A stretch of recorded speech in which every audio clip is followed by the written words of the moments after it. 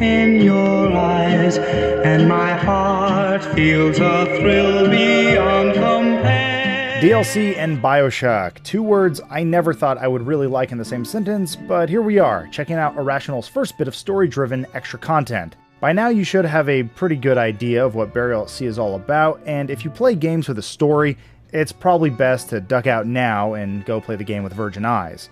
Without getting too heavy into spoiler territory, I can say that if you like the storytelling style of BioShock Infinite, then you should be a fan of what's going on here.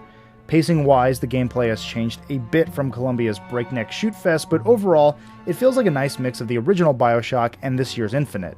The core of the gameplay remains familiar and doesn't revert all the way back to that first time we visited Rapture, though the scarcity of ammo adds a bit of that original survival horror feel.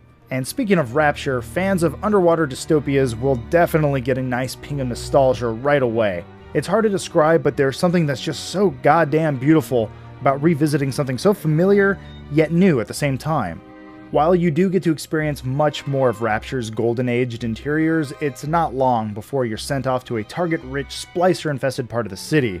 Ammo, money, and Eve pickups feel a lot more rare, and add an additional layer of tension to each skirmish. And while it's not exactly a requirement by any means, I did find myself using stealth tactics more often than I have from previous BioShock titles, conserving ammo and Eve wherever I could.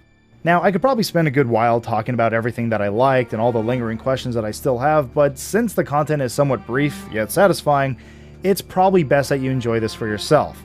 And as far as DLC goes, for me personally, this was far and away some of the best additional content that I played this year, if not of all time. Granted, I'm a huge BioShock fan, and this is clearly content made for fans of the same book club, and in the end, I was just happy to get some extra time with these characters that I love in a world that I cherish, and it was enough to sustain my appetite while I wait patiently for another chapter. Then again, experiencing what I can only describe as the bitch of all cliffhangers has already got me pretty excited for what's to come in Episode 2.